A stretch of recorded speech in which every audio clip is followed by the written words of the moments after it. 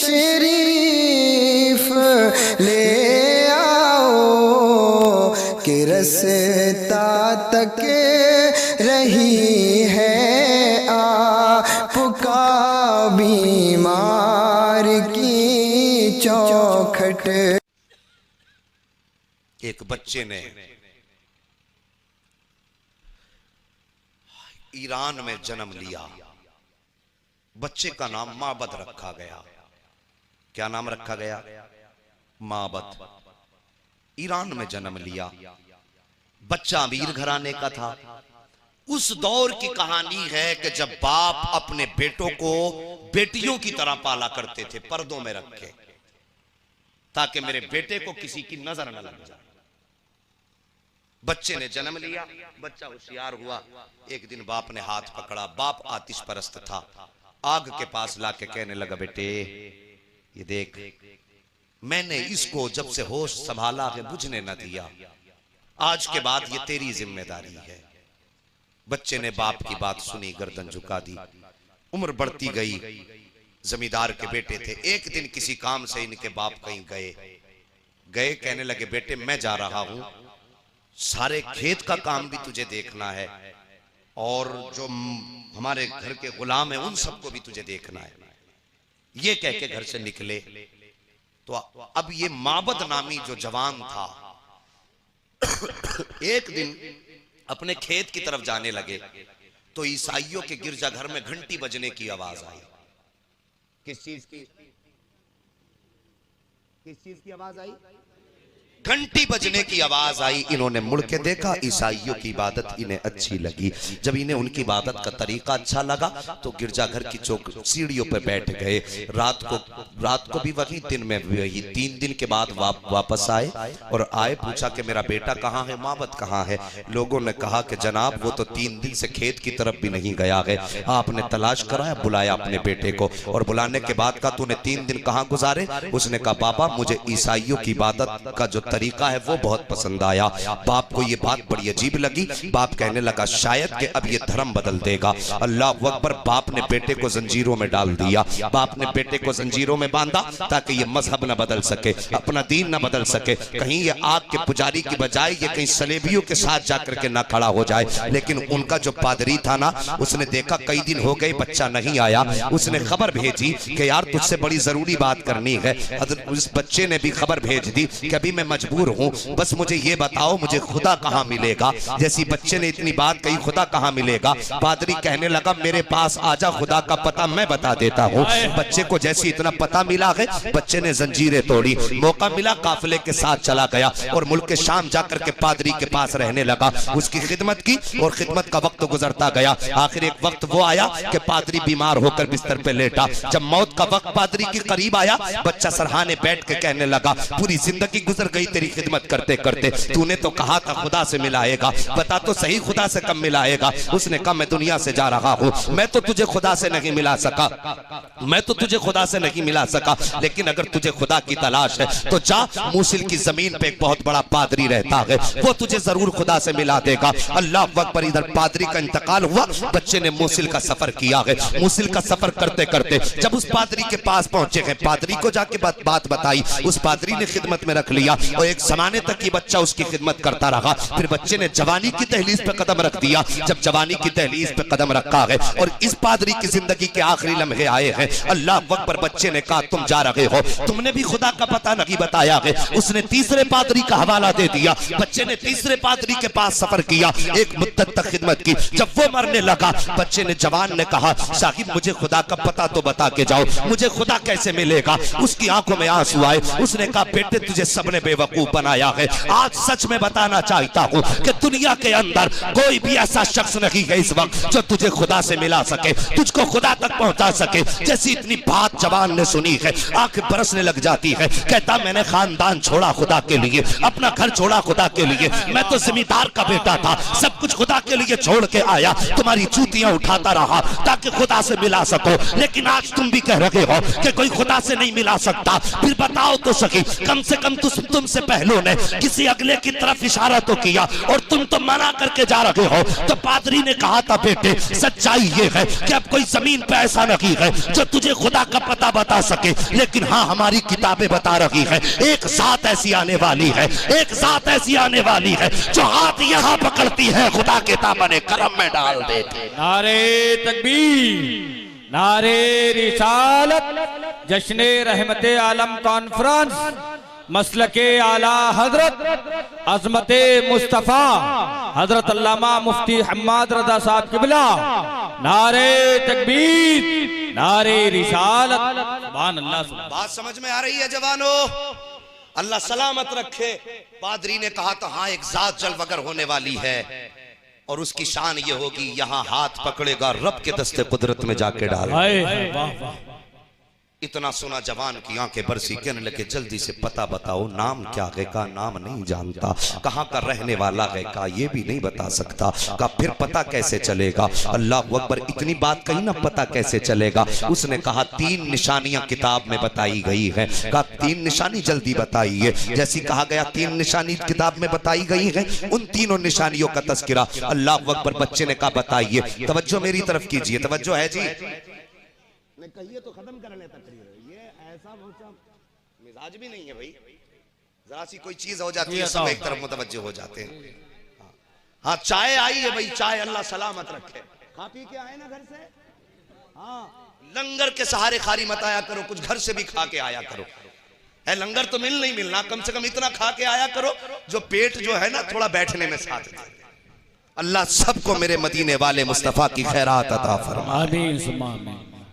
तवज्जो कीजिए, बच्चे ने क्या कहा था कि निशानी बताइए।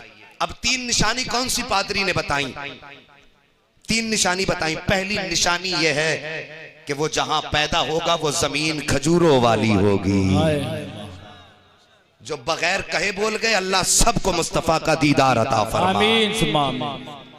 फरमाया पहली निशानी यह है कि जहां वो पैदा होगा वो जमीन, सारे बोलो जमीन खजूरों वाली होगी। दूसरी निशानी यह है कि वो सदका नहीं खाएगा, सुभान अल्लाह, तोहफा खाएगा। तीसरी निशानी फरमाया तीसरी निशानी ये लिखी गई है कि उसके दोनों शानों के बीच मोहरे नबुव्वत होगी। सुभान अल्लाह। है ये 3 निशानियां पूछी। और जानते हो इस जवान का नाम क्या है जिसका नाम माबद रखा गया और जो नबी की तलाश में दर दर बरसों से भटकता रहा? दुनिया इस जात को हजरत सलमान फारसी के नाम सुभान। इश्क तेरे सदके जलने से छुटे सस्ते, जो आग बुझा देगी वो आग लगाई। हाँ अल्लाह अकबर। 3 निशानियां। हजरत सलमान फारसी कहते हैं मैंने बकरियां मेरे पास थी, मैं बकरियां चराता, रास्ते में बैठ जाता और ये ध्यान देता कि लोग कोई तो हो जो खजूरों वाली जगह का तज़किरा कर दे। सुभान अल्लाह।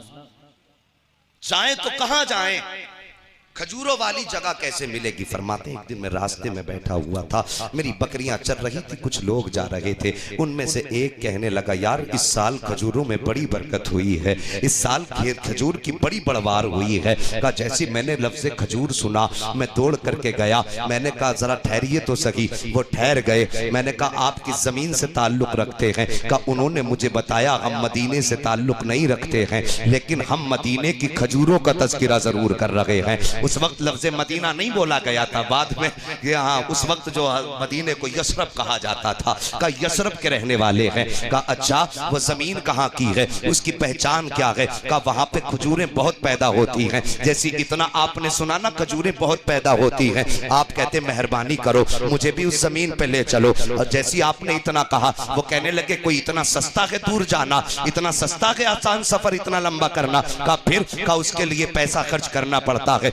दौलत लुटानी पड़ती है। आप कहते मैंने कहा जितनी बकरियां हैं सारी ले लो, कम से कम मुझे खजूर वाली जमीन पे लेके चलो। फरमाते उन्होंने मुझे साथ लिया, मेरी बकरियां सारी ले ली। कहते मैं चूंकि हसीन भी था और मैं कम उम्र भी था, उन लोगों की नीयत बदल गई। उन्होंने जाकर के मुझे रास्ते में मारा कूटा और मारने के बाद गुलामों की सफ में बाजार में जाके खड़ा कर दिया। अब मेरी बोली लग रही है। जब बोली लग रही थी मेरी आंखें रो भी रही थी, लेकिन खुशी भी थी, कम से कम खजूर वाली जगह का जिक्र तो सामने आ गया है। कहते हैं मैं रोता रहा और लोग बोलियां लगाते रहे। मैं कहता था या अल्लाह मुझे जमीन भी देना तो खजूरों वाली दे देना। या अल्लाह अगर बिक भी जाऊं तो उस शहर तक पहुंच जाऊं जिस शहर की तलाश में दर दर भटकता रहा हूं। अल्लाह अकबर फरमाते हैं कि जब मुझे लोगों ने खरीदा और बेचने वालों ने कोड़ियों में बेचा, लोग मुझे लेके चले हैं। जब लेकर के चले तो मैंने उनसे कहा था जो चाहो खिदमत ले लेना, जो चाहो काम ले लेना, लेकिन इतना बता दो कि कहां के रहने वाले हो,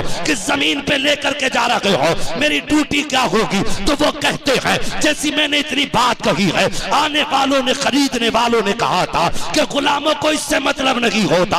आप फरमाते हैं कि पता तो सही कि जमीन का रखने वाला है। का जैसी मैंने इतना कहा था, मेरे खरीदार ने कहा था कि हम यसरब के रहने वाले हैं, पहचान खजूरें हैं। जैसी इतनी बात कही है, सलमान फारसी मुस्कुराने लग जाते हैं और मुस्कुरा के कहते हैं फाखरे मेरे मालिक, मेरा मुकद्दर कितना अजीम है। अगर गुलाम भी बना हूं तो मुस्तफा के मदीने का बन के जा। सुभान अल्लाह, सुभान अल्लाह, सुभान अल्लाह। नारे तकबीर, नारे रिसालत,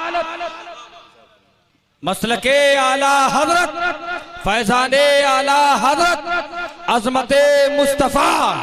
नारे तकबीर, नारे रिसालत। अल्लाह सलामत रखे सबको। फरमाते में मदीने आ गया, मेरी ड्यूटी लगाई गई, दरख्त से खजूर तोड़ना था, बाजार में जाकर के बेचना था। फरमाते मैं चढ़ तो जाता था खजूर के पेड़ पे, लेकिन कभी दाएं देखता था कभी बाएं देखता था। नजरें ढूंढती थी काश जाने जाना का चेहरा नजर आ जाए। अल्लाह अकबर। उनसे पूछो जब तक बिके न थे तो कोई पूछता न था, तुमने खरीद कर हमें अनमोल कर दिया। फरमाते मैं खजूर के दरख्त पे चढ़ता जरूर था, लेकिन कभी दाएं देखता था कभी बाएं देखता था और निगाहें बस उसी जाने जाना को तलाश किया करती हैं। साकिब जो किसी से प्यार किया करते हैं उनसे पूछो कि जब उनकी जुदाई होती है और आमद का इंतजार होता है, जब किसी की जुदाई में कोई तड़पता है और रास्ते तकता है तो साकिब आमद तो बड़ी बात है। अगर दरवाजा खटक जाता है तो लगता है मेरा महबूब आ रहा है, अगर पत्ते बजने लगते हैं तो लगता है महबूब आ रहा है, अगर अचानक अपने पैरों की आहट हो तो लगता है महबूब आ रहा है। ये इश्क की कहानी है साकिब, ये इश्क की कहानी है। फरमाते मैं दरख्त पे चढ़ जाता और चारों तरफ देखता काश वो महबूब नजर आए। फरमाते एक दिन मैं बाग में बैठा हुआ था, मेरे मालिक के बेटे थे जो तेरे चचेरे भाई थे, आपस में बातें कर रहे थे। यार तुमने सुना है कि मदीने में कोई ऐसा आया है कि जिसने नबुव्वत का दावा कर दिया है। फरमाते मैं खजूर के पेड़ पर था, नीचे ये बातें हो रही थी। का ये बात जैसी कानों तक आई है मुझे ऐसा लगा कि मैं गिर जाऊंगा, हाथ साथ छोड़ देंगे। बस कहते मैं जल्दी से नीचे उतरा और मैंने कहा यार जरा एक बार फिर से बता दे तूने किसकी कहानी छेड़ी है। कहते मैंने इतना कहा था, उन्होंने मेरे मुंह पे तमाचा लगाया और कहा गुलामों का काम नौकरी होता है, आकाओं के मामले में दखल नहीं दिया करते। कहते मुझे मारा गया, मैं फिर काम में लग गया, लेकिन बस मौके की तलाश में था, काश किसी दिन मुस्तफा से मुलाकात हो जाए। अल्लाह अकबर। कहते हैं कि मुझे पता चला कि वो महबूब अभी मदीने नहीं आया है, मदीने से पहले जहां पे आज मस्जिद कुबा मौजूद है उसी जमीन पे जलवगर है। फरमाते कि बस मुझे पता चला कि आप वहां पे बैठे हुए हैं। कहते पादरी ने कहा था, मुझे बताया था कि वो सदका नहीं खाया करते हैं, तोहफा खाया करते हैं। फरमाते मैंने खजूर इकट्ठा की है, बड़ी बड़ी अच्छी खजूर, रसीली खजूरें और बड़ी खूबसूरत खजूरें लेकर के गया और जब उनके दरबार में पहुंचा मैंने लोगों को बैठे देखा। कहते सहाबा ऐसे बैठे थे कि महबूब के जलवों से निगाहें हटाने का नाम ही नहीं लेते थे, ऐसा लगता था कि उन्हें पलक मारने की मोहलत ना थी। फरमाते मैं भी गया और मैंने जाके कांधे पे हाथ रख के कहा ओ लोगों बताओ तो सही, जो हिजरत करके आया है वो कौन है, जो महबूब है वो कौन है, जो आका है वो कौन है। कहते मैंने इतनी बात कही, लोगों ने हटकर रास्ता दिया, एक ने निगाह उठाई और हाथ के इशारे से कहा वो जो जलवा नजर आ रहा है वही सामने जाने जाना का जलवा है, वही महबूबे दो जहां का जलवा है। फरमाते बस खुदा की कसम नजरों पे नजरें पड़नी थी। फिर क्या था, ऐसा लगता था कि दिल ने करवटें बदलना शुरू कर दी हो, ऐसा लगता था कि सांसें हिचकोले ले रही हो। मैं बस हो गया गया था उनके जलवों में। आला हजरत ने उसकी सुनवाई यूं फरमाई है, फरमाते बस जलवा यूं था कि मैं सोच रहा था और दिल में कह रहा था, लम याती नज़ीरु कफी नज़रिन मिसले तू नसुद पैदा जाना, जगराज को ताज तुरे सरसों है तुझको शहीद दो सरा जाना, अर्रूह फिदा का फसीद हरका एक शोला दिगर बरसन इश्का, मोरा तन मन धन सब फूक दिया ये जान भी प्यारे चला। हाय हाय नारे तकबीर, नारे रिसालत, जश्न रहमते आलम कॉन्फ्रेंस, हजरत अल्लामा मुफ्ती हम्माद रजा साहब किबला, कलामे आला हजरत, नारे तकबीर, नारे रिसालत। है जी तवज्जो आपकी? बेशक। अभी थके तो नहीं है?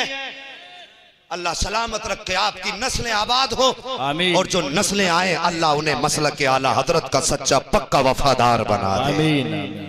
हाँ बस तवज्जो कीजिए। फरमाते में गया वो, मैंने कहा जलवा दिखाओ। कहते मैंने जब नजर डाली ना पहले आका के चेहरे पे तो बस आका का हो के रह गया। वो साहिब उनकी तो कहानी अजीब है। उन्हें रब ने अपना महबूब बना के पैदा किया। यार अगर तू और मैं ये सोचते हैं कि मेरा महबूब सबसे हंसी हो, तो फिर जो कायनात का पैदा करने वाला है उसने अपना हबीब कितना हसीन बनाया होगा। सोचो जरा कितना हसीन बनाया होगा। बेशक। फरमाते मैं गया, मैंने पूछा कहाँ हैं, लोगों ने इशारा कहा वो बैठे। कहते बस खो गया। मैं आगे बढ़ा, मैंने अपने आप को संभाला, खजूरें पेश की। मैंने की मोहतरम ये सदका लाया हूँ। फरमाते जैसी मैंने इतना कहा, मेरे नबी ने हजरत उमर की तरफ इशारा किया। फरमाया उमर ये खजूरें लो और लोगों में तकसीम कर दो। फरमाते इतनी खूबसूरत और मीठी खजूर थी, और मैं चुन के इसलिए ले गया था कि अगर कच्ची नीयत होगी तो बहक जाएगी। फरमाते लेकिन मैं ताज्जुब में था। नबी ने कहा उमर तकसीम कर दो। कहने दे मेरी खजूर पटती रही, लोग खाते रहे। मैं एक निगाह खजूर पे डालता था, दूसरी निगाह हुजूर पे डालता था। कभी खजूर देख रहा था, कभी हुजूर देख रहा था। कब बस पूरी सारी खजूरें खत्म हो गई, नबी ने कोई खजूर नहीं खाई है। कहते मेरी पहली निशानी पूरी हो गई, मुझे खुशी हुई। फरमाते अगले दिन आया, मैंने बाग में से सूखी सूखी खजूरें ली जो न देखने में अच्छी न खाने में अच्छी, और उन्हें लेकर के गया। मैंने कहा हुजूर ये तोहफा है। कहते हैं जैसे मैंने इतना कहा, सरकार ने फौरन एक खजूर उठाई, सबसे पहले मुंह में डाली, और डालने के बाद फरमाया अब ये तकसीम फरमा दो। कहते मैं पहचान गया ये वही हैं जो सदका नहीं खाते हैं, तोहफा खाया करते हैं। उसके बाद कहते हैं 2 निशानियां मुकम्मल हो गई थी। कहते हैं बस अब अगर दिल था कि संभलने का नाम नहीं ले रहा था, मन था कि मचला जाता था, आशिक इश्क था कहता था कदमों से लिपट जा, लेकिन अक्ल कहती थी अभी एक निशानी रह गई है, अभी एक अलामत रह गई है कि अभी इन कंधों के दरमियान मोहरे नबुव्वत है, वो कब देखेगा कैसे देखेगा। कहते हैं बड़ा परेशान था, कहीं मोहरे नबुव्वत कैसे मिलेगी। फरमाते एक दिन मुझे पता चला कि मदीने में किसी का इंतकाल हुआ है और नबी नमाज जनाजा पढ़ाने आ रहे हैं। फरमाते मैं दौड़ा बाग से गया और जाके वहीं पे खड़ा हो गया जहां पे सरकार खड़े थे। फरमाते सरकार ने एक चादर तहबंद की जगह पहन रखी थी, दूसरी चादर सरकार ने अपने शानों पे डाल रखी थी। कहते मैं कभी इधर जा रहा था, कभी उधर जा रहा था, लेकिन मोहरे नबुव्वत नजर नहीं आ रही थी। कभी आगे खड़ा होता था, कभी पीछे खड़ा होता था। फरमाते मैं बड़ा बेचैन था और जाके पीछे खड़ा हुआ, और जाने के बाद खड़े होकर सोचने लगा या अल्लाह कोई तो झोंका चला दे जो तेरे महबूब की चादर को हटा दे और मुझे इनकी मोहरे नबुव्वत नजर आ जाए। कहते मैं ये सोच ही रहा था कि इतने में नबुव्वत वाला चेहरा मेरी तरफ हुआ है, और आका फरमाते हैं बता तो सही क्या सोच रहा है, मोहरे नबुव्वत देखनी है तो परेशान क्यों है। फरमाते यूं चादर हटाई है और मैंने मोहरे नबुव्वत देखी है। फरमाते बर्दाश्त न कर सका, जाके कदमों से लिपट गया और मैंने कहा था आका अब देर न कीजिए, हाथ बढ़ाइए, कलमा पढ़ा के गुलामी में ले ली। हाय हाय वाह वाह, सुभान अल्लाह सुभान अल्लाह, नारे तकबीर, नारे रिसालत, जश्न रहमते आलम कॉन्फ्रेंस, उलमाए अहले सुन्नत, नारे तकबीर, सुभान अल्लाह। जवानों वो हर आलम की रहमत थे, किसी आलम में रह जाते, ये उनकी मेहरबानी है कि ये आलम पसंद आया। हाँ जब तक बिके न थे तो कोई पूछता न था, तुमने खरीद कर हमें अनमोल कर दिया। मेरे नबी ने कलमा पढ़ाया और पूरी जिंदगी खुदा की कसम जब बंटवारा हुआ था ना, तो अंसार मुहाजिरीन जब बंटवारे की बारी आई तो किसी ने कहा ये मेरा है, लेकिन जब सब बट गए सलमान बचे तो मुहाजिर कहते थे हमारा है, अंसार कहते थे हमारा है। नबी ने फरमाया ना तुम्हारा है ना तुम्हारा है, सलमान हमारा है। अल्लाह हू अकबर। नबी ने फरमाया सलमान हमारा है। और जब इन्होंने अपनी कहानी सुनाई ना, खुदा की कसम नबुव्वत वाली आंखें बहुत बरसी और अपने साथ होने वाले हर जुल्म को बताया ना, तो मेरे नबी बहुत रोए। और फिर इतना प्यार नबी ने हज़रत सलमान फारसी को दिया। उम्र बूढ़ी, बाल सफेद हो गए नबी की बारगाह में। तवज्जो है जी, अभी थके तो नहीं है? हाँ हैदर, थोड़ा वक्त है ना मेरे पास अभी। हाँ अल्लाह सलामत रखे। जरा सारे कह दो या रसूल अल्लाह। या रसूल अल्लाह। आज बात सलमान फारसी ही पे मुकम्मल कर लें। हाँ इंशाअल्लाह, बस तवज्जो करें। हाँ तवज्जो कीजिए, बैठे।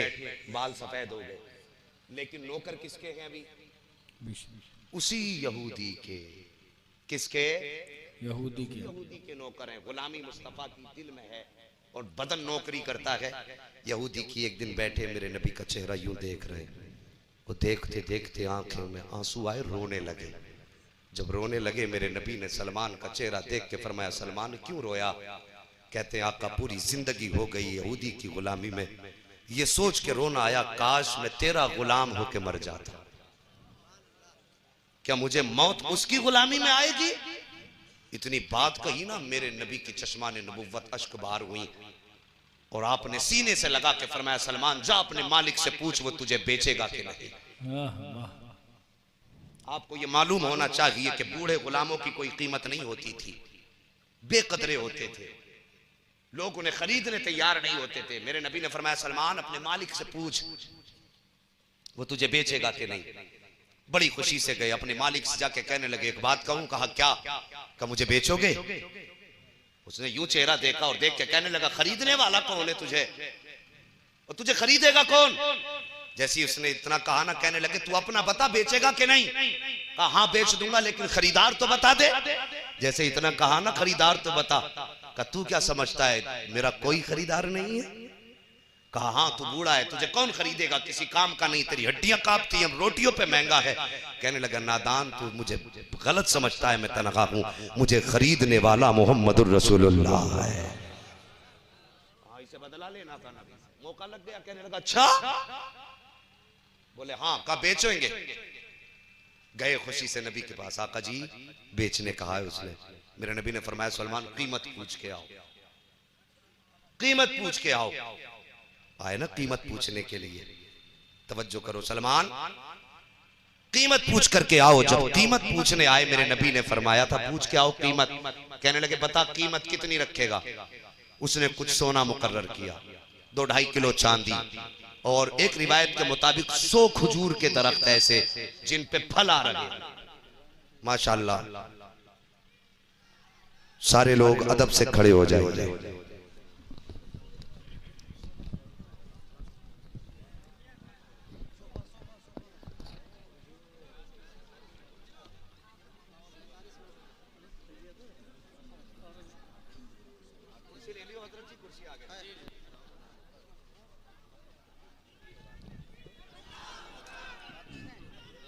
नारे तकबीर, नारे तकबीर, नारे रिसालत, नारे रिसालत।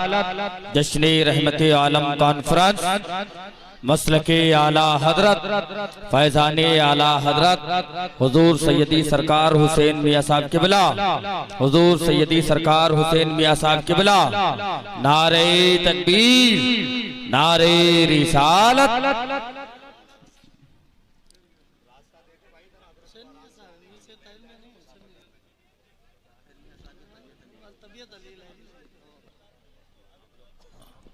आप लोग तशरीफ रखें, बैठ जाएं आप लोग।